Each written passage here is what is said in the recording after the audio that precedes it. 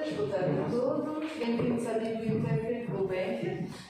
Hoje estamos reunidos para um encontro à volta da representação dos Guarani nas obras da Jucaçu e da Mazé de Cachutil. Duas palavrinhas antes de começar o nosso encontro para apresentar as nossas convidadas. Natural de Curitiba, no sul do Brasil, a Jucaçu é descendente dos Guaranis por parte da avó, a avó paterna, cantora, música. Então, participou em vários grupos musicais, entre os quais Garganta Profunda e Rio Jazz Orquestra.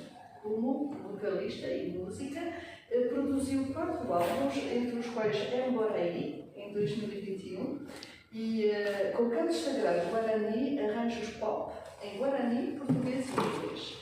Também tem colaborado com grupos de teatro e cinema e emprestou a sua voz à personagem de Bela, na adaptação portuguesa do Walt Disney, A Bela e o Monstro.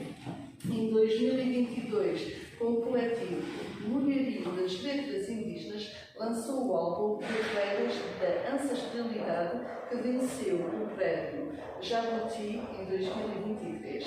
Para dialogar com a Jucaçu, temos o grande prazer de acolher a Mazé Cachutil, que é a nossa colaboradora aqui na biblioteca e que é a mentora destes encontros aqui na biblioteca. A Mazé é escritora, jornalista, pós-doutorada da École des Hautes Études em Ciências Sociais, nasceu em Glória, de Dourados, no Mato Grosso, e viveu primeiro em São Paulo e agora vive em Paris desde 1982.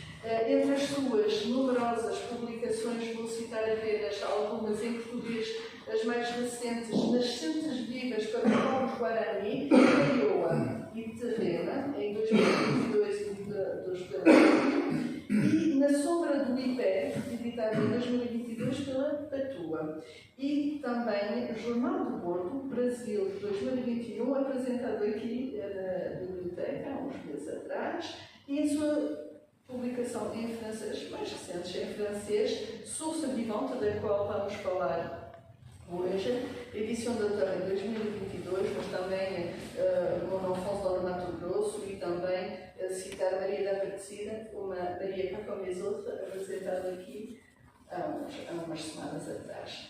Muito obrigada pela vossa presença, obrigada a todos e desejam obrigada, muito obrigada. Obrigada a nós. Queria situar os Guaranis, onde é que estão os Guaranis, né? Essa linha amarela, a laranja, né? Que a gente tem na costa, né? São Paulo, Espírito Santo, Santa Catarina, todo esse sul que a gente chama de platô, né? O platô dessa região, e a gente sabe que o Paraguai, aquela região, é o estado que tem língua, né? A língua oficial do Paraguai é o Guarani e o português, e que a gente, os brasileiros, a gente matou 80% dos homens na Guerra do Paraguai, não é?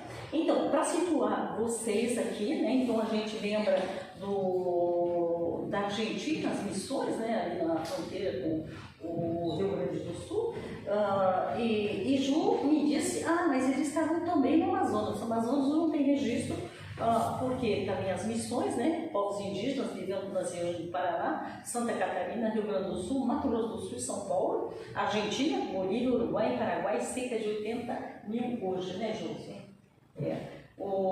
Então, para introduzir, então, a Ju, que trabalha com, como disse a Isabel, artista plural, né, cantora, arranjadora, e eu, avó Guarani, disse a Isabel, como é que é, em qual região? Ela disse que é no Curitiba. Conta como é que é essa avó Guarani, como é que é esse teu contato Guarani? A minha origem é bem, como mais brasileira possível, né, a mistura do europeu com o povo originário. Eu tenho esse nome Caçu, que é sobrenome da minha mãe, que tem raiz no sudoeste da França, então lá na região do Cassoulet. E por parte do meu pai, eu tenho a avó paterna, que é de origem guarani, do estado do Paraná, porque existem guaranis do litoral, que vivem mais na região litorânea, e guaranis do interior. A minha avó era da região do interior, a gente fala do segundo ao terceiro planalto, já como indo para a região de Foz do Iguaçu, né? Naquele passa os Campos Gerais, depois vem o platô. Então, a minha avó, a família do meu pai, por parte da mãe dele, é dessa região. A minha avó provavelmente não nasceu em aldeia, ou nasceu, mas não continuou vivendo em aldeia, né? É muito difícil a gente encontrar os registros precisos. Então, a gente busca todas as informações através do território geográfico, né? Então, mas eu queria lembrar, Ju, que esse sistema de aldeia, o brasileiro, que depois da Guerra do Paraguai, que criou essas aldeias. Antes os guaranis circulavam por lá, não era fixado, eles não tinham essas aldeias. Isso foi uma invenção dos brasileiros para ocupar a terra, né? Então eles circulavam por lá, portanto. A questão assim, nós, povo guarani, nós temos duas características muito fortes. Primeiro, nós somos um povo essencialmente agrícola. E somos povo que caminha. Todos os nossos ritos de passagem são ligados a caminhar, né? Nosso Guataporã-Guachu. Então, tudo que se faz caminhando. Ora, como que a gente vai continuar caminhando com tantas cercas, né, que nos foram impostas? Os povos originários em geral não são guaranis, caminham, mas os guaranis são povos caminhantes e agrícolas, essência, né? E tem uma questão aqui vem mesmo da própria língua, que é uma língua muito poética, e é um povo extremamente espiritualizado. Então, por isso que o povo guarani, logo que o colonizador chegou, foi o primeiro povo que eles conseguiram dominar, porque eram mansos. Os tupinambás são mansos, os mundurucus são mansos, os xingu são mansos, né? Mas os guaranis sempre muito amáveis, pela própria essência espiritual, pela essência da ligação da terra, da língua, muito acolhedores, e isso se faz até hoje. Esse é o nosso espírito profundo. Então, assim, voltando lá na avó, E não falando como é que, em que momento essa consciência da tua parte guarani, né, que você tem uma parte francesa, nasceu, como é que... Porque, veja bem, essa avó, ela vivia sempre no interior, no mato. Ela nunca vinha morar em cidade. E eu nasci em Curitiba, né? E meu pai não toca no assunto. Mas as poucas vezes que essa avó vinha passar um período conosco, onde a previsão era o convite, falava, a vovó vai ficar 15 dias aqui. Nunca ela ficava em uma semana, porque falava, me leva de volta. Ela não conseguia ficar naquele ambiente. Mas ela vinha com toda aquela cultura dela, com toda aquela forma de ser. E aquilo me seduzia, né? E isso foi ficando aos poucos encontros, as vindas. E eu achava aquilo, eu dizia que a vovó era uma vovó fantástica, né? Porque tinha muita alegria, sempre muito enfeitada, nunca vi minha avó sem estar sorrindo, nunca vi minha avó triste, sempre com aquelas coisas interessantes, né? O milho, a palha, o fumo, a cuia, todas aquelas coisas incríveis. E isso foi se enraizando muito em mim, até que, quando eu entrei para a Universidade de Música, eu tive um primeiro semestre, tive aulas de canto. Eu já tocava piano, já era formada em piano, e fui fazer educação artística. E tinha obrigatória a matéria de técnica vocal. E me apareceu um professor muito jovem, dando aula de técnica vocal, que eu não gostava de cantar, o meu negócio era tocar. E ele é neto de Guarani, porém de Itanhaém, litoral paulista. A avó dele de lá, e a mesma história, a mãe dele, só que a mãe dele é italiana e o pai é Guarani com a vinda do litoral, essa é a diferença, litoral com Peru. E nós nos aproximamos muito com esse professor, ele que descobriu que eu cantava, e ele começou a trazer essa história da cultura, a gente fez muitos trabalhos musicais junto, e ele recebeu todo esse chamado, e recebeu o conhecimento da avó e se tornou um pajé. Teve um hiato, porque eu me formei, fui chamada para o Rio, fazer minha carreira lá, e um dia eu volto do Rio visitar em Curitiba e ele se transformou num pajé. Eu falei, como meu professor de pajé? Como assim? A gente na região onde morava tua mãe ou outra região? Não, a região ele é do litoral. Aí ele voltou para o litoral. E ele realmente morou em muitas aldeias, ele aprendeu toda a cultura, recebeu toda essa maestria, essa sabedoria. E então eu estou estudando com esse mestre, com ele que a gente construiu esse livro, desde 1982. É muito tempo, continuo estudando e sendo orientada. Ele orienta grupos, ele mora no Tecoá, na região do município próximo a Curitiba. Desculpa, João, ele te orienta porque você está aprendendo, você aprendeu, né? Você canta nas 3 línguas, né? Em Guarani você canta. Então, como é que ele te aprendeu? Quer dizer, você falou que é pajé, né? Ele te orienta e te ensina a língua, os conhecimentos ancestrais? Então, houve assim, uma coisa é a educação musical formal da universidade, que aconteceu naquele período, e depois a gente se encontrou, e aí veio o chamado. Como assim? Teu pai não falava de nada, você tinha essa avó? Como é que é a pergunta dela, né? Então, a gente fala, existem pessoas que estão no Brasil em retomada. Vocês já ouviram falar, fulano está em retomada. Existem duas formas de estar em retomada na questão cultural indígena. Ou a pessoa está em retomada de território, que são aqueles indígenas que foram sendo encurralados e os fazendeiros vêm vindo e eles ficam resistindo naquele pedaço de terra que os caras vêm lá com as caminhonetes, com as armas, e eles resistem no território. Como é o caso lá em Dourados, tem muitas mortes de vez em quando. Santa Catarina tem confrontos horríveis. O da Bahia a gente perdeu agora vários, né? A gente perdeu a irmã do cacique, lá dos Pataxó em Rainhanhan. O Choclen, em Santa Catarina também, está um enfrentamento muito grande. Então isso é uma retomada de território. E existem muitas pessoas, ainda bem, que estão fazendo a sua retomada ancestral, a sua retomada de cultura, como eu. Eu nasci em Curitiba, houve uma invisibilização da cultura, um apagamento. Imagina se meu pai falasse, quando ele era jovem, construindo a vida dele, tanto que ele tinha raiz indígena. Eles chamavam lá no Paraná e falavam assim, fulano é bugre. Isso tem uma conotação, uma depreciação. Quando você fala fulano é bugre, meu pai fala que ele é bugre. Ele mesmo fala, né? Está com 98 anos, imagina a diferença.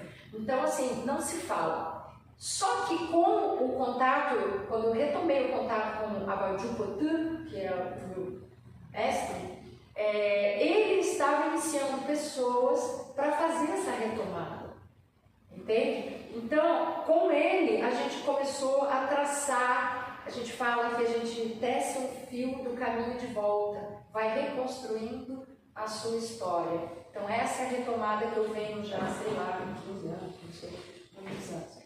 E um dos caminhos é você procurar ter um mestre, um orientador, um pajé, né, uma aldeia, um tecoá, como no caso dele é um tecoá familiar, que as pessoas imaginam assim, a aldeia é aquele monte de oca e um monte de família. Sim, esse é o tradicional. Mas existem também tecoás familiares, porque há tanta dificuldade de território que às vezes se concentram em 1 ou 2 famílias, né, como é o caso dele.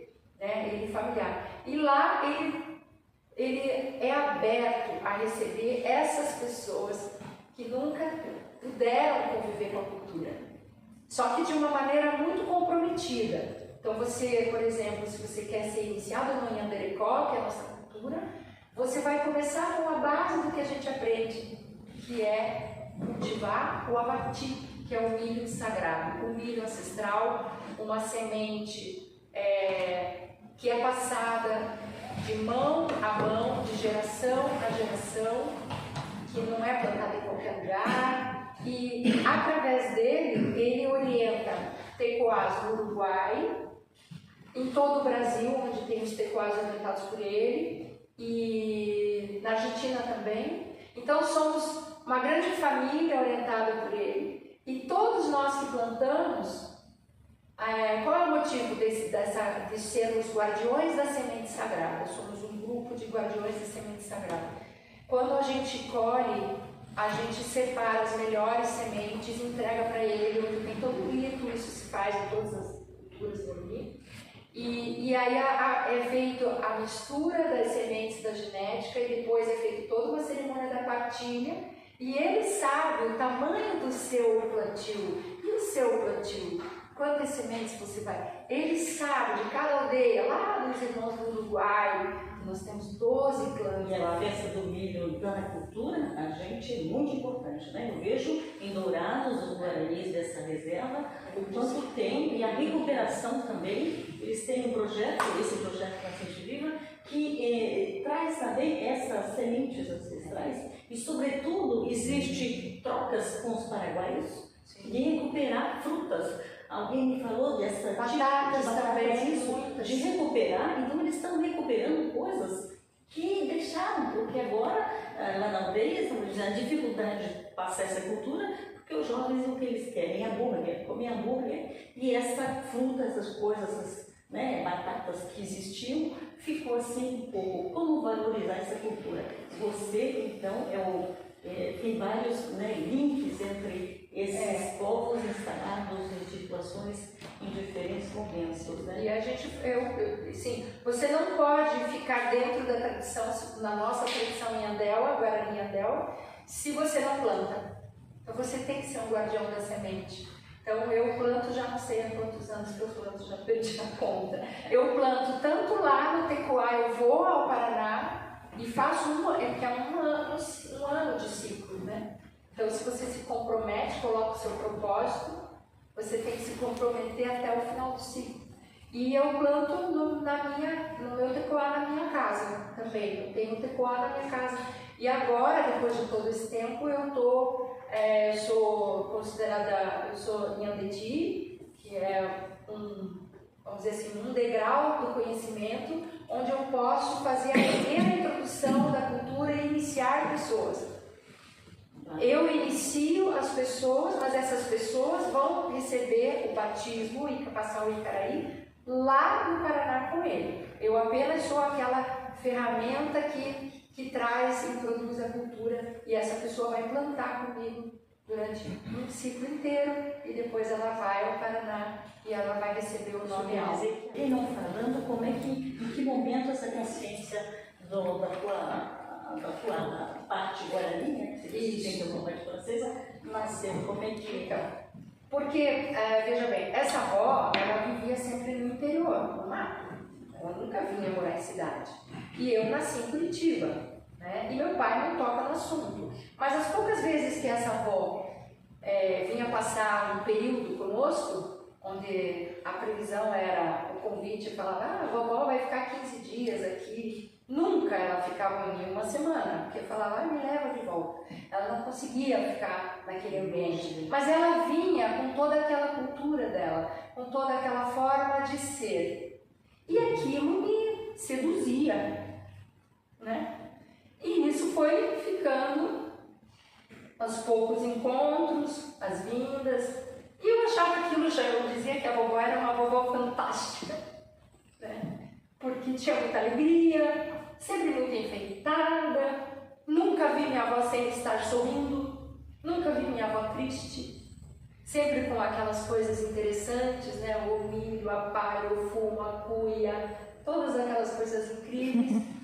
E isso foi se enraizando muito em mim, até que, quando eu entrei para a Universidade de Música, eu tive um primeiro semestre, tive aulas de canto. Eu já tocava piano, já era formada em piano, e fui fazer educação artística.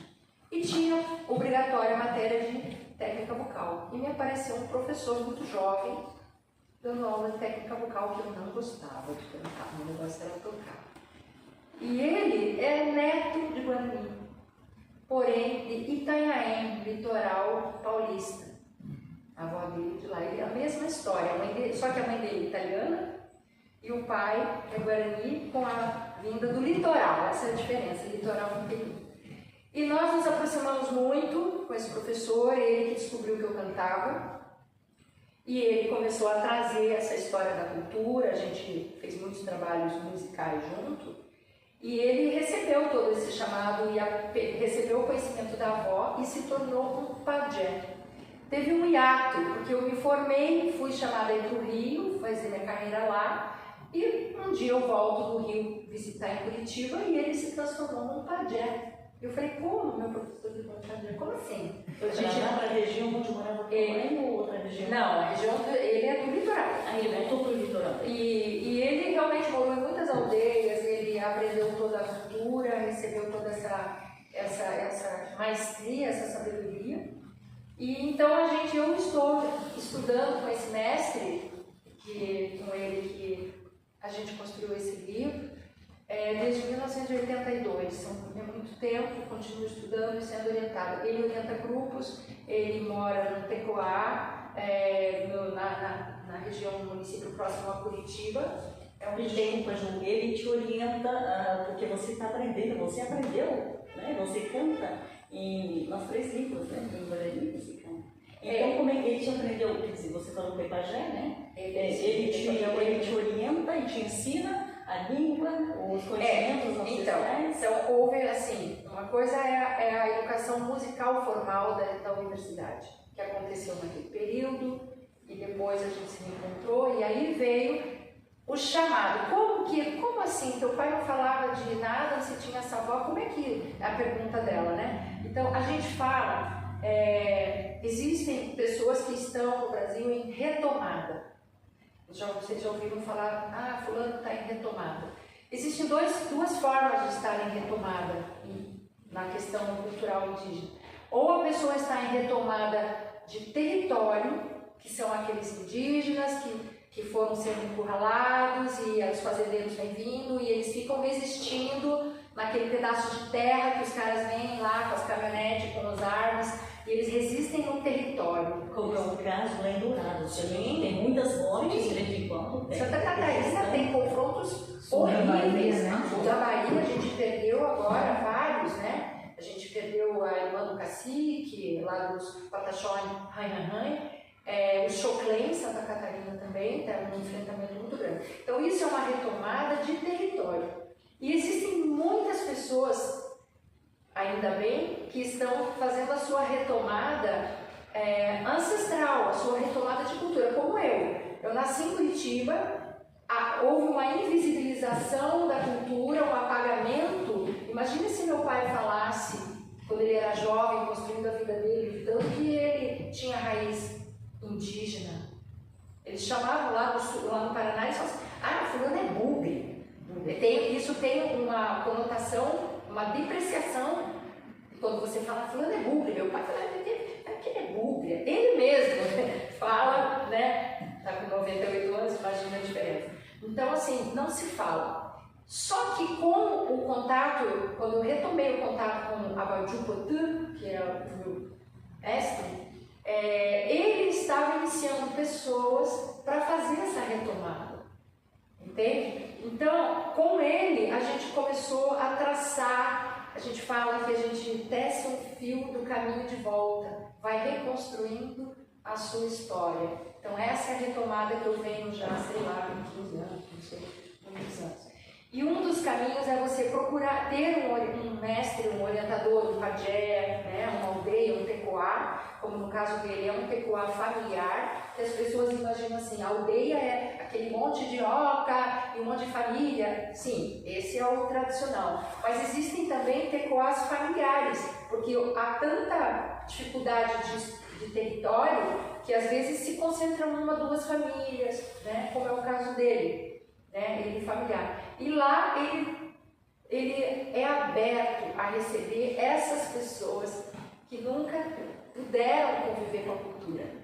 Só que de uma maneira muito comprometida. Então você, por exemplo, se você quer ser iniciado no Nhanderecó, que é a nossa cultura, você vai começar com a base do que a gente aprende, que é cultivar o avati, que é o milho sagrado, o milho ancestral, uma semente que é passada de mão a mão, de geração a geração, que não é plantada em qualquer lugar, e através dele, ele orienta tecoás no Uruguai, em todo o Brasil, onde tem os tecoás orientados por ele, e na Argentina também. Então somos uma grande família orientada por ele, e todos nós que plantamos, Qual é o motivo de sermos guardiões da semente sagrada? Somos um grupo de guardiões da semente sagrada.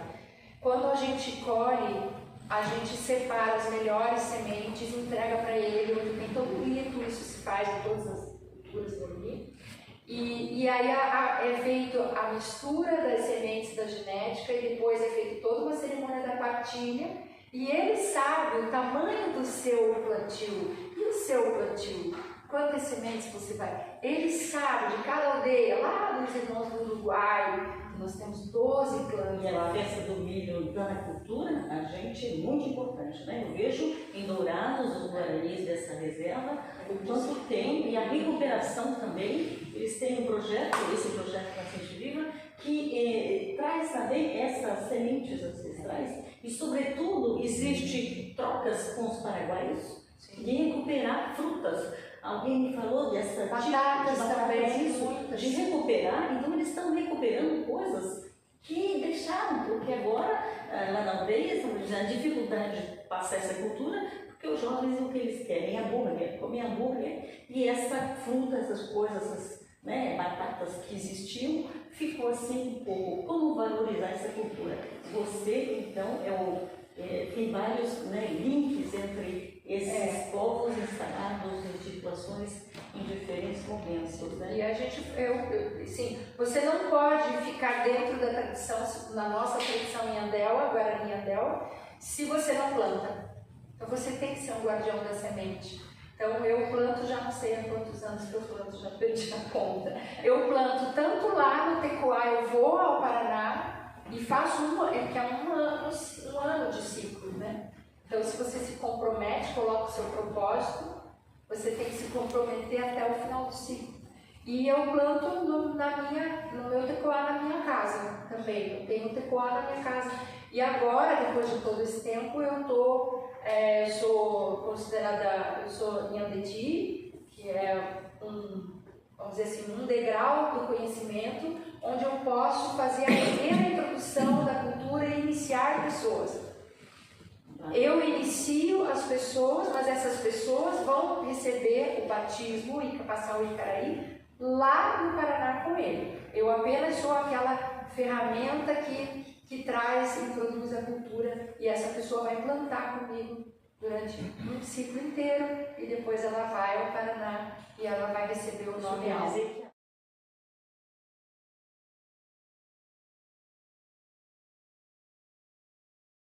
Aí são os cantos sagrados guarani, chama Umboraí, né? Esses cantos a gente canta em várias. Bom, nós cantamos o tempo todo. Canta para plantar, canta para rezar, canta para abrir, canta para fechar, a gente canta. Então temos canto para tudo, canto para batizar, canto para saudar as estações, né?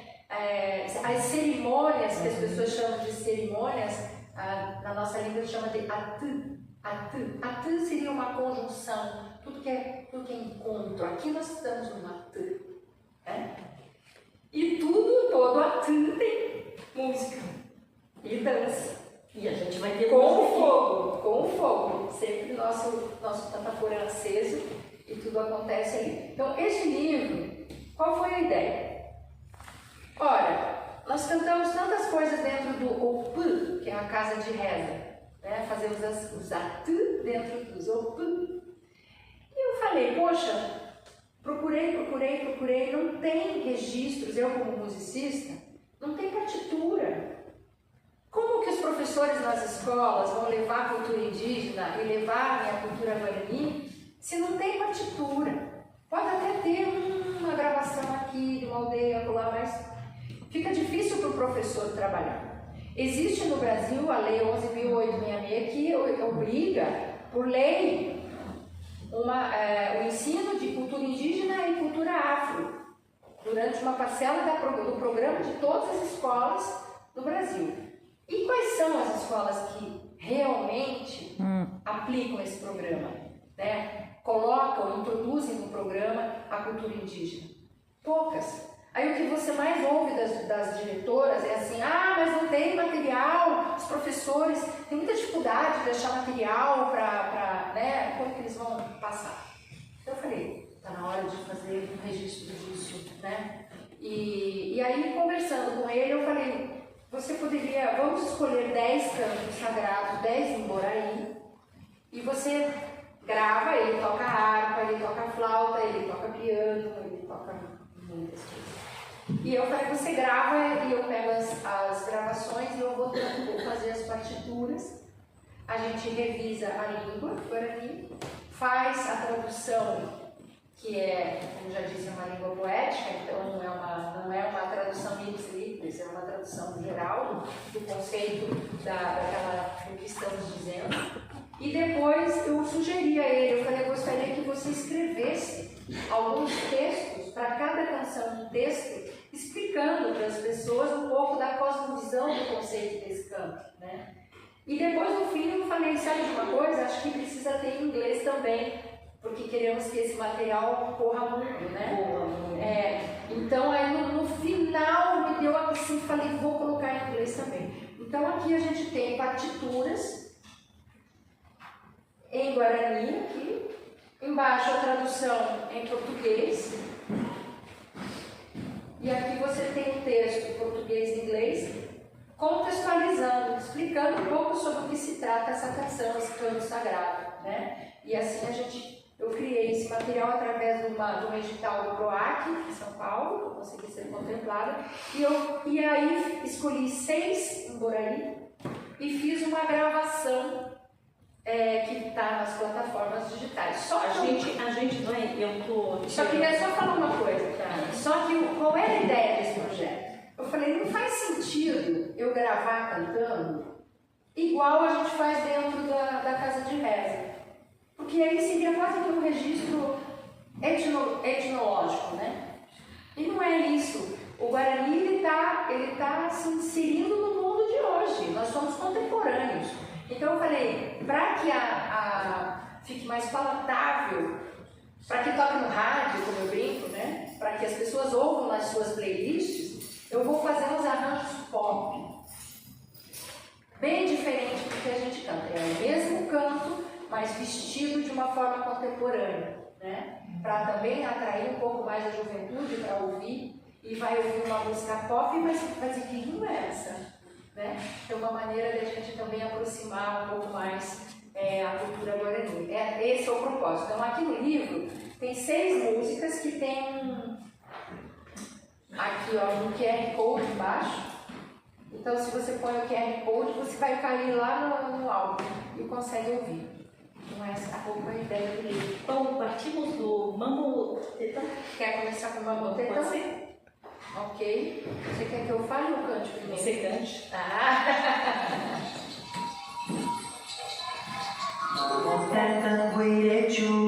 Lá está escrito em Guarani, vocês poderiam conhecer um pouco a língua.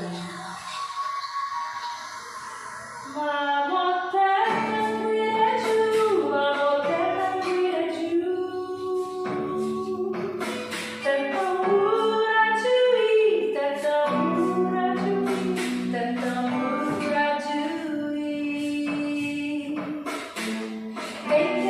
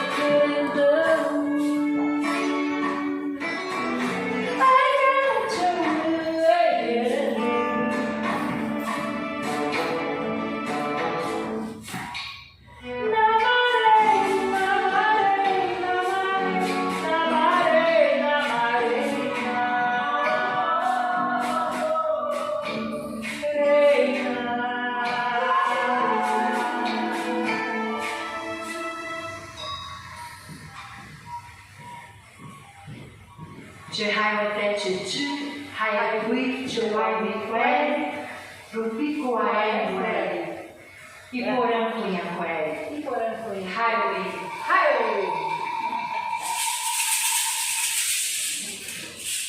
Maravilha! Como você dedica a esse trabalho? Ao específico Guarani, Isso. Então, esse chamado veio vindo. Hoje eu tenho feito, posso dizer, não gosto de percentual, né, porque a gente não gosta muito de enumerar, engavetar as coisas, mas a minha atuação, o meu comprometimento com a arte é trazer sempre a cultura guarani. Sempre. Por onde eu vá.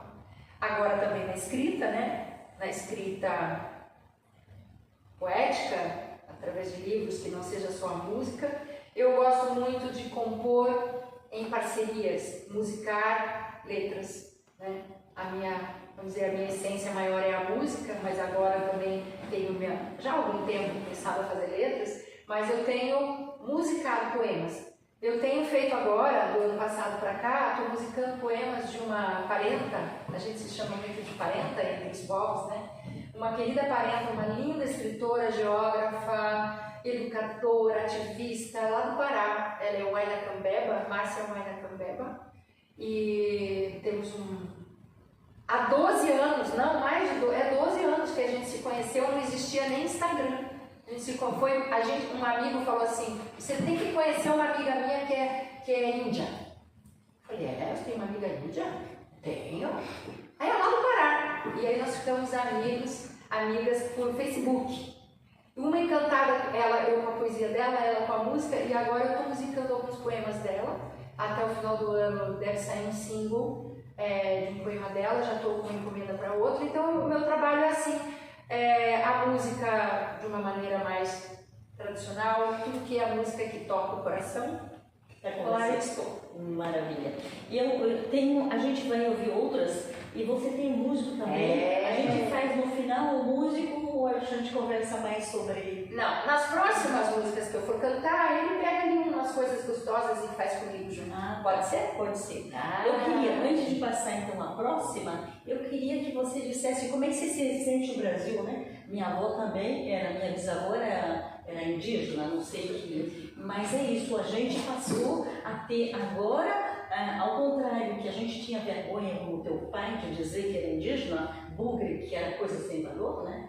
Como é que você vê o Brasil agora com existe essa lei, né? Essas coisas para os indígenas, para os negros, de dizer, de reivindicar, de poder tirar a máscara e dizer eu sou, né? Eu reivindico. Como é que você vê nesse momento no Brasil, como é que está essa passagem,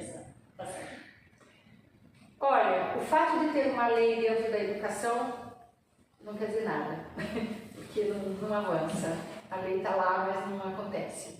O fato de ter lei desde 88, de demarcação de terras também não muda muita coisa.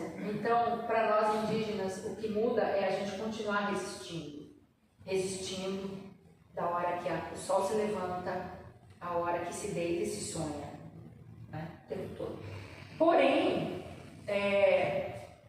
com um pouco de respiro que estamos conseguindo ter após o horror desses 4 anos, a gente está conseguindo avançar. O fato de ter conseguido um Ministério dos Povos Indígenas, podem criticar que não está funcionando, e a gente sabe que tem muita coisa que não está funcionando, ok, mas nós estamos lá.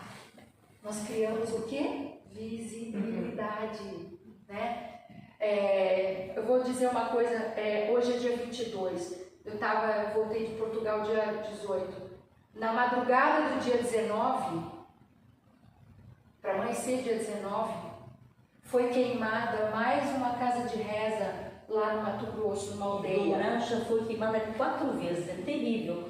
No Quemonte foi sempre reconstruído, mas olha só. Então de 2020 a 2024 já foram 18 casas de rezas queimadas por esse problema que a gente tem dos evangélicos, da intolerância religiosa, da intolerância à diversidade, né? Então agora dia 19 eu estava aqui, claro, através desse grupo do Gueril, que eu quero falar daqui a pouco, eu tenho contato com tudo que acontece, em todos os lugares e todas as culturas das nossas manas, né? Então, como eu vejo o Brasil hoje? Continuamos tendo que reflorestar as mentes e decolonizar as cabeças, semear em todos os lugares, e é por isso que eu falo que eu atravessei o oceano e vim até aqui, né? Fui até Portugal, fiquei 4 dias lá fazendo um festival literário com o Mulherio, falando sobre isso, levando a nossa palavra, a nossa narrativa e lembrando, nós existimos, estamos nos unindo. Eu, no último censo, passei a me declarar indígena, porque agora eu atuo como indígena. Talvez no censo anterior eu ainda não estivesse tão segura e firme dessa minha ancestralidade. Hoje eu estou e eu assumo a minha ancestralidade.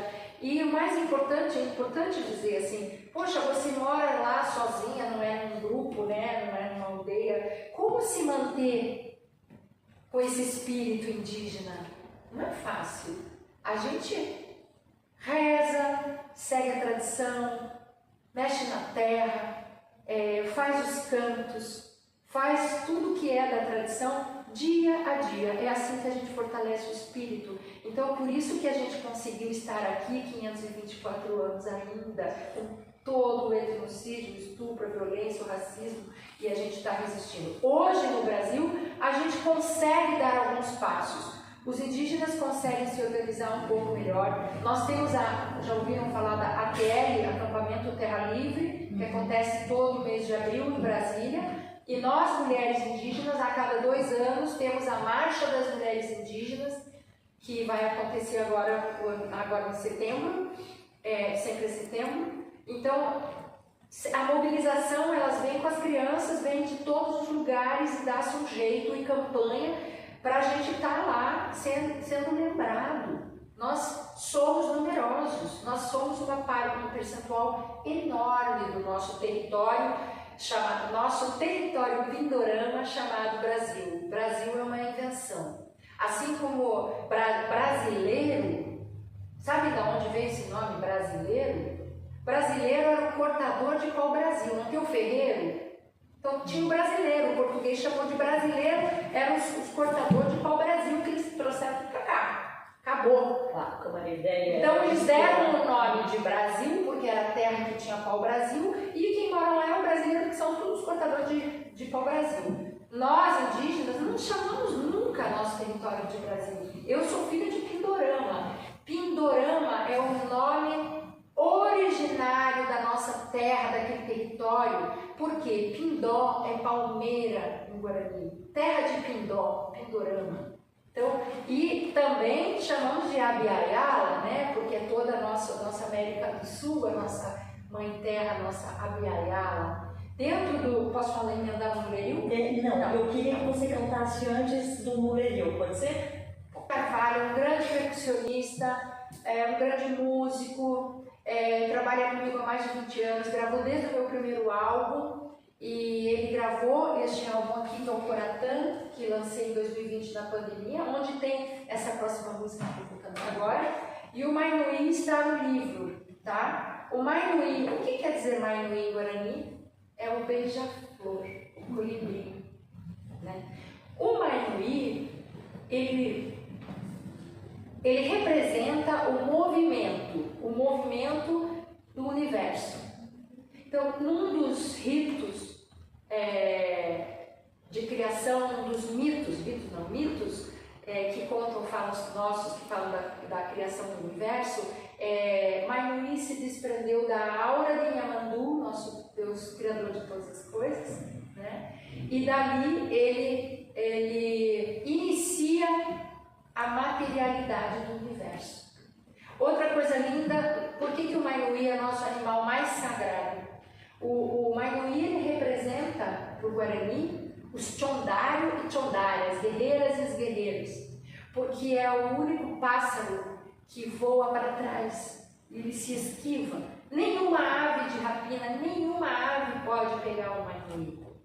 Então é um animal sagrado. A gente fala que quando você recebe a visita de um Mainuí, você está sendo abençoado por Inhamandu. Sério, e é preciso dizer que ele está entre a Alemanha e o norte da Europa, né? Como é que você se encontra para trabalhar? Vem cá. Vem aqui. favor, ele ganhei. Dá um pouco a palavra para ele. Muito boa tarde. Obrigado. O mundo hoje em dia está pequeno, né? Antes de fazer uma viagem de Noruega para o Brasil, eu fui para a Noruega em 83. Fui para trabalhar 3 meses e fiquei lá até hoje. Então, para viajar para o Brasil era um projeto. Era um projeto assim, a gente ficava preparando bagagem e a viagem já uma semana antes. Hoje em dia está tudo tão mais fácil, né? Então, viajar, às vezes vem... Juxanda você chega. Eu estava na Alemanha, agora eu estava pegando 3 de Stuttgart para cá, que levou 3 horas só. E a gente se encontra como pode, quando pode, né? Nós nos conhecemos apresentado por amigos, numa ida dele ao Rio, eu morava no Rio, e a conexão fez né? É de alta, vamos dizer.